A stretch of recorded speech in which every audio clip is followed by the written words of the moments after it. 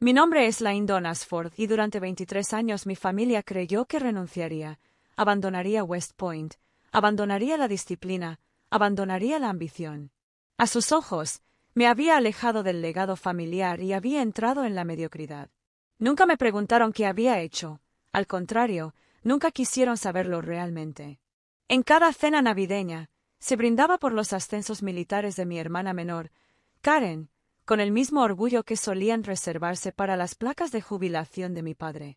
Mientras tanto, traje postre comprado, porque nadie me pidió nunca que contribuyera más. Una vez, mi prima se inclinó y susurró: «Es tan dulce que todavía vengas por aquí». Acababa de regresar de una misión diplomática clasificada en Ancura, pero para ellos, yo era el fracaso, con buenos modales. Cuando cumplí 35 años, dejé de esperar que me vieran.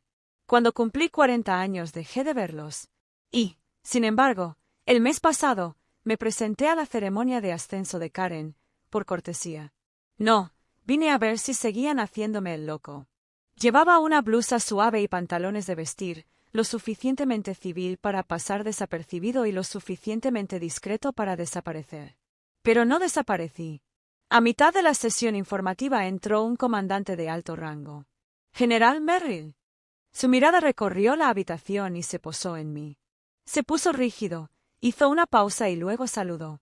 «Señora», dijo, claro y formal. «Asesor general Ashford, es un honor».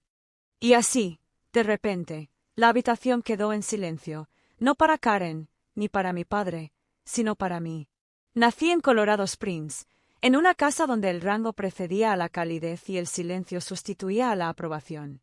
Mi padre, Everett Ashford, se retiró como teniente coronel del Cuerpo de Señales del Ejército. Mi madre, Lene, era una médica de campaña que se convirtió en instructora clínica y nos crió con la disciplina del triaje. Primero hay que manejar el sangrado y después los sentimientos. Nuestras vidas giraban alrededor de Fort Carson como lunas en órbita alrededor de una estrella fría. En la mesa del comedor hablamos con siglas, ROC, MOSSEC. Desde el momento en que pude caminar, se esperaba que me mantuviera erguido y me ganara mi lugar en el linaje Ashford. A los 18 años entré en West Point. Eso solo debería haberlos hecho sentir orgullosos. Pero el orgullo por mi familia tenía un precio: visibilidad. Tenías que ganar públicamente, lucir tus medallas, publicar las fotos. Cuando me fui después de mi primer año, sin decir una palabra ni entregar un diploma, asumieron que me había derrumbado bajo presión. Ninguno de ellos preguntó por qué. La verdad nunca me correspondió decirla. No había fracasado. Me habían reclutado silenciosamente, fuera de registro, para un programa estratégico conjunto que operaba al margen de las filas oficiales. Fue el tipo de autorización que no se consigue mediante ninguna ceremonia. Firmaste un documento, desapareciste en el entrenamiento y reapareciste con un alias, una tarea y sin fecha de vencimiento. Me convertiría en parte del programa de análisis estratégico conjunto, SAP. Técnicamente civil. Funcionalmente equivalente a la inteligencia militar.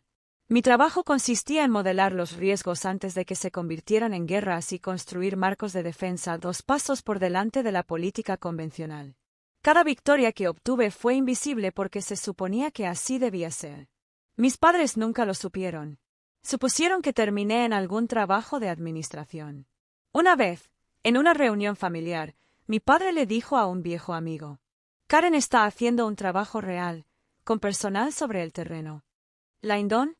«Bueno, está en Washington, por ahí, y creo que hace presentaciones geniales». Me quedé a 10 pies de distancia y no lo corregí.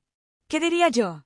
¿Que su hija había asesorado al mando de la OTAN sobre la estabilización posterior al conflicto en Georgia?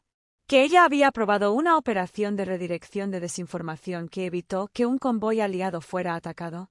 Las paredes de aquella casa no resonaban con la verdad. Solo amplificaron lo que la gente quería oír. Karen, 5 años más joven, siempre había sido la estrella. Tenía la versión pulida en bronce de la carrera que nunca llegué a exhibir, comisionada con honores, desplegada, promovida a tiempo, además, buena en eso. Sereno, fotogénico y disciplinado. Ella hizo que fuera fácil para ellos olvidarme. A lo largo de los años, envié regalos, flores de cumpleaños para mi madre, bourbon para mi padre, una contribución al fondo universitario para la hija de Karen. Ninguno fue reconocido. Una vez un primo se equivocó y me dijo que mi nombre ya no se pronunciaba porque incomodaba a mamá. Ese mismo primo también me envió una foto una vez, una reunión familiar en nuestra antigua cabaña. Había estado en la toma original en él. Versión que ella envió. Me habían recortado para equilibrar el encuadre, dijo. Conservé la original, no porque me doliera, sino porque me recordaba el momento preciso en que me convertí en fantasma. Aún así, observé desde lejos. Supe cuando Karen ascendió a capitana. Vi el lanzamiento del DVD. Cuando dio un discurso para animar a su unidad en Djibouti, incluso reconocí una frase en su discurso, una que yo había acuñado en un memorando estratégico 2 años antes. No sabía que la oiría. O tal vez sí, y no le importó. Nunca dejé de servir. Simplemente dejé de ir a casa. Hasta que llegó la llamada. Era mediados de octubre.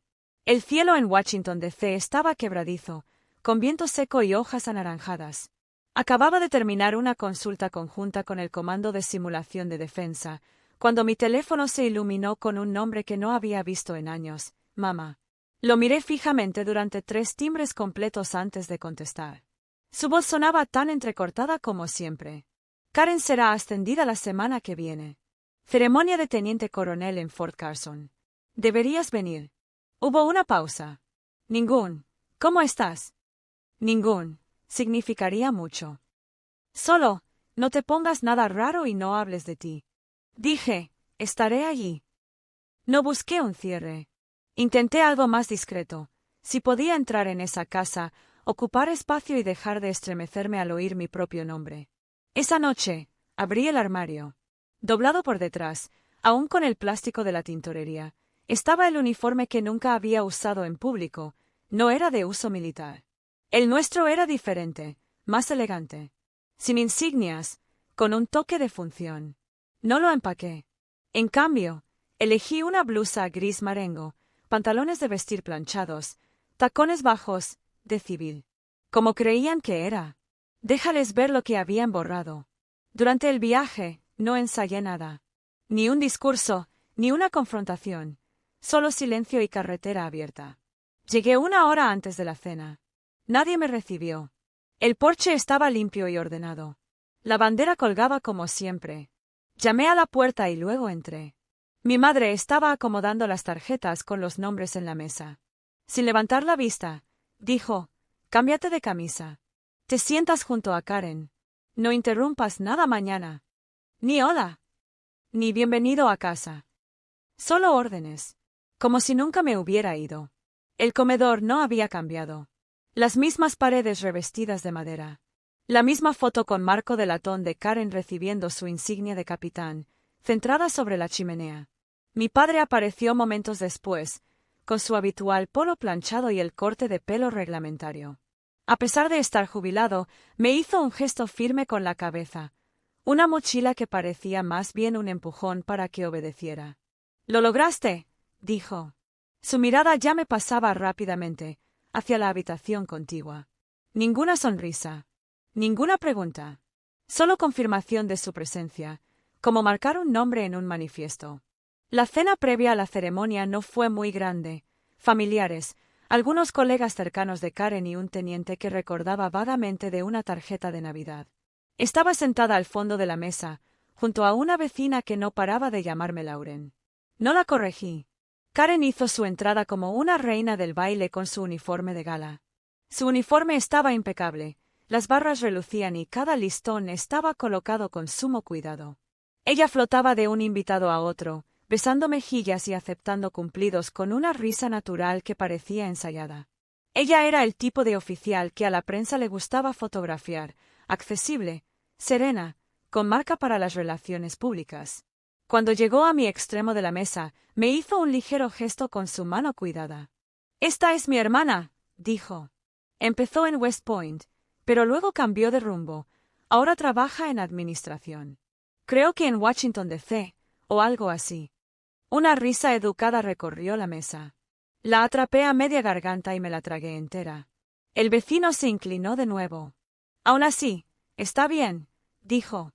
«Es mejor que nada. Mejor que nada». Sonreí solo con los labios. Claro, respondí. Luego di otro mordisco al postre de crema pastelera que habían servido frío en vasitos de cristal, dulce, soso, anónimo.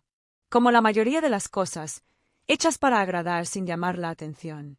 Mi padre hizo un brindis, por el ascenso de Karen, por su servicio, por su disciplina y por sus hijas que perseveran. Levanté mi vaso. No bebí nada. Cuando se retiraron los platos, Karen se levantó para dar un breve discurso preliminar. Golpeó el vaso con el tenedor, apenas lo suficiente para llamar la atención sin parecer arrogante. He estado reflexionando, dijo, sobre cómo los militares me enseñaron que caminar lejos no siempre es fuerza, a veces es rendición. Se escucharon asentimientos, algunas risas y un tío aplaudió suavemente. El mensaje no era sutil. Era una advertencia disfrazada de revelación, y tenía mi nombre grabado bajo la superficie. No dije nada. He descubierto, a lo largo de los años, que el silencio, cuando se usa adecuadamente, se convierte en una armadura. Después de la cena, mientras los invitados se mezclaban cerca de los retratos del pasillo, me dirigí al estudio. Las paredes seguían siendo un santuario del legado, enmarcadas. Príncipe de la unidad de mi padre en Alemania. Karen, con su primer uniforme militar, radiante bajo un cielo desértico. Incluso mi madre, joven y delgada, vendando la pierna de un soldado en una Polaroid antigua en blanco y negro. Ni una sola foto mía desde 2002. Un cuadro incluso tenía un espacio libre donde recordé haber estado parado. Conocía la imagen original, todavía tenía una copia. Me habían editado para centrar la toma. Alguien me dijo una vez que no los culpaba, los fantasmas no deben saturar el fondo. Afuera el viento había aumentado. Salí al porche y dejé que la puerta se cerrara detrás de mí sin hacer ruido. El aire era fresco y seco. En algún lugar, más allá de los árboles, una banda de música estaba ensayando, notas agudas que se perdían en el silencio, como pensamientos inacabados. Me senté en el escalón más alto, con los codos sobre las rodillas, mirando las luces de la calle del vecindario parpadear una por una. Detrás de mí, las ventanas brillaban amarillas con risas que nunca me habían invitado a compartir. Mañana me sentaré en silencio. Dejaría que Karen brillara. Aplaudiría en los lugares adecuados. Desaparecía cuando se me esperaba. Pero había algo que ni ella ni nadie más sabía. La verdad no necesita invitación para llegar. Aparece sin previo aviso y espera pacientemente a que la sala deje de hablar. El auditorio de Fort Carson era una catedral de bronce y orden. Banderas adornaban las paredes. Sillas plegables dispuestas en filas perfectas. Cada asiento estaba etiquetado con su rango y relación. Familia asignada, familia no asignada, invitados distinguidos. Me colocaron 3 filas desde atrás, entre la esposa de un oficial subalterno y la sobrina adolescente de alguien que no dejaba de navegar por Instagram bajo el folleto del programa. Karen estaba de pie en el podio, con su uniforme de gala, una postura rígida y ensayada. Su cabello estaba cuidadosamente recogido y sus botas reflejaban la perfección. Parecía en todo sentido una oficial en ascenso, y ella lo sabía. El discurso fue pulido. Habló del deber, de la lealtad, del sacrificio. Luego vino la frase mordaz, pronunciada con calculada suavidad. Y en nuestras carreras, aprendemos a reconocer quién realmente honra el uniforme y quién lo abandonó. No sentí ninguna necesidad de estremecerme. Las palabras no me sorprendieron, había vivido bajo ellas durante décadas. Pero entonces, justo cuando pasaba la página de sus tarjetas de notas, la puerta del auditorio se abrió con un crujido. Un silencio silencioso invadió la habitación.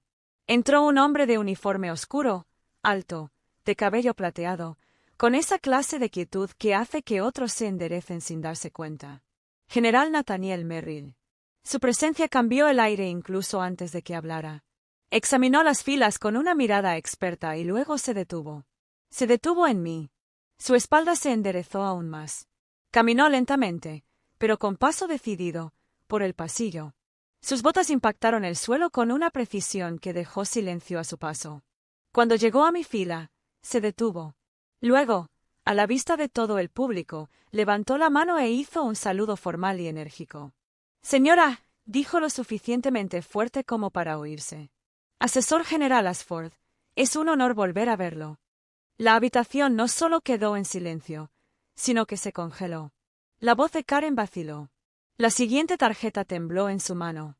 Mi madre, sentada adelante, dejó caer su vaso de agua. El fuerte crujido resonó como un disparo de rifle. Mi padre se quedó a medio camino y luego se sentó lentamente. Su rostro ilegible. A mi alrededor, todas las cabezas se giraron. Los susurros florecieron como pájaros asustados. Dijo asesor general. ¿Es ella? Pensé que se fue después de West Point. Me puse de pie lentamente, no para recibir aplausos, sino por respeto. Le devolví el saludo. General Merrill, respondí con voz firme. Siempre un privilegio. Con el rabillo del ojo vi a un capitán en la primera fila inclinarse hacia su camarada y susurrar. Ese es el de los ejercicios de Estonia. Creí que era solo un mito. Karen intentó continuar.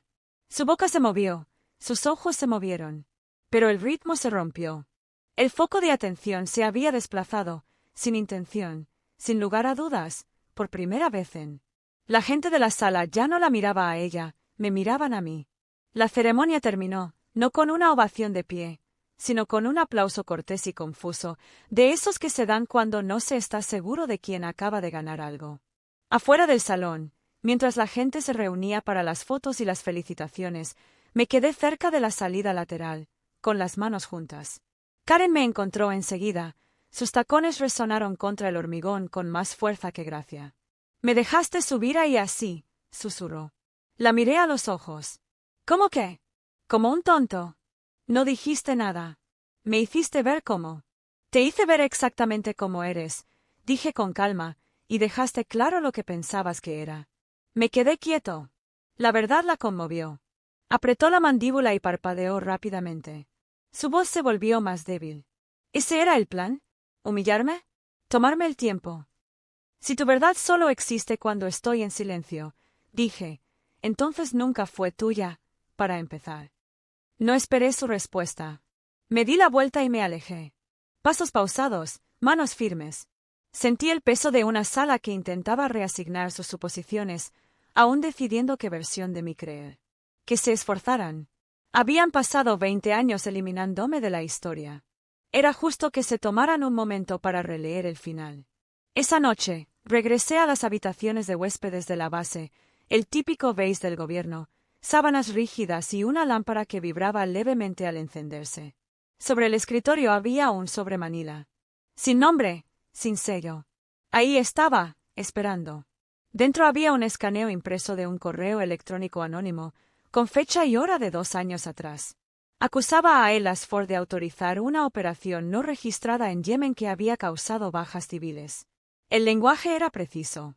Demasiado preciso. Reconocí la redacción, casi palabra por palabra, de un informe clasificado posterior a la acción que revisé una vez en Bruselas. Ese informe solo había pasado por 3 personas. Una de ellas era Karen. Mis dedos se enfriaron. En el momento del correo electrónico, me habían incluido en una breve auditoría interna. Nada funcionó. El sistema lo atribuyó a la detección de anomalías. Pero ahora, con las pruebas en la mano, vi que el humo no había desaparecido, se había dejado cocer a fuego lento. Más tarde esa noche, encontré a Karen afuera del club de oficiales, con el teléfono en una mano y una copa de vino en la otra. No levanté la voz, simplemente levanté la página. ¿Enviaste esto? Se quedó mirando fijamente las líneas, como si fueran a desaparecer. Entonces, en voz baja, sí. ¿Por qué? Su sonrisa se desvaneció. Exhaló. Porque no se suponía que ganaras. No dije nada. Ella siguió hablando con la voz entrecortada. Ahora te fuiste, te desvaneciste, y aún así seguían hablando de ti, incluso cuando ya no estabas. Lo hice todo bien y aún así quedé segundo. Sus palabras no eran crueles, eran quebradas, familiares. Asentí una vez. ¿Sabes que filtrar información es un delito federal? No quise filtrar información. Solo dudar. La miré, mi hermana, mi sombra. Lo plantaste en mí hace mucho tiempo. Simplemente nunca lo dejé crecer. A la mañana siguiente, presenté una solicitud para dirigir la investigación interna de la filtración. No era el protocolo, pero aún tenía autorización de reserva según el GSAP. Y lo que es más importante, tenía una razón por la que nadie más la tenía. Esta vez, el incendio había comenzado en mi casa. El general Merrill lo aprobó sin dudarlo. «Limpienlo», dijo, «y no se contengan». El grupo de trabajo era pequeño, yo, 2 oficiales de ciberseguridad y 3 personas con las que nunca imaginé que volvería a trabajar, mi padre, mi madre y Karen. Mi padre revisó los datos de comunicaciones heredados. Su acceso tras jubilarse seguía siendo válido. Mi madre ayudó con el análisis forense. Su antigua atención al detalle, como médico, ahora se centraba en los metadatos. A Karen se le asignó analizar las vulnerabilidades del sistema. Una simetría incómoda, dado el correo electrónico que había enviado. La habitación estaba fría. Las conversaciones eran entrecortadas, la mirada se desviaba. Pero trabajábamos. 3 días después, nuestra IA detectó un troyano inactivo incrustado en un archivo logístico de 2017. Nunca se había activado hasta que alguien accedió a él a través de un servidor de canal secundario. Ese alguien, según el registro, había usado las credenciales de Karen 2 noches antes de la ceremonia de ascenso. No había tenido intención de provocarlo, pero la imprudencia tuvo consecuencias. Cuando la confronté, ella no lo negó. Solo quería descorrer el telón, dijo. No sabía que había bombas detrás. No di un sermón. No me jacté. Simplemente dije, tú encendiste la cerilla, pero yo apagaré el fuego. Ella asintió con la mirada baja. Esa noche revisé el último parche del sistema. La brecha estaba sellada. Pero algunas heridas tardan más. 2 semanas después, me encontraba tras el podio en una cumbre regional de estrategia en Washington, D.C. Sin rango en el cuello, solo una placa que decía, Linden Ashford, asesora senior, JAP. Mi presentación fue sobre modelos de conflictos asimétricos, pero terminé con una historia, que nunca había contado en público, sobre una noche en Alepo, una elección que salvó a una aldea pero me costó una medalla. Llamé, dije, porque había niños dentro. Y lo volvería a hacer. En la segunda fila, Karen estaba sentada con el uniforme completo. No parpadeó ni se movió. Al bajar, le di el micrófono. Se aclaró la garganta. Antes creía que la visibilidad significaba valor, pero he aprendido que algunos de los más fuertes entre nosotros son aquellos que nunca vemos venir. Esa noche, nuestra familia se tomó una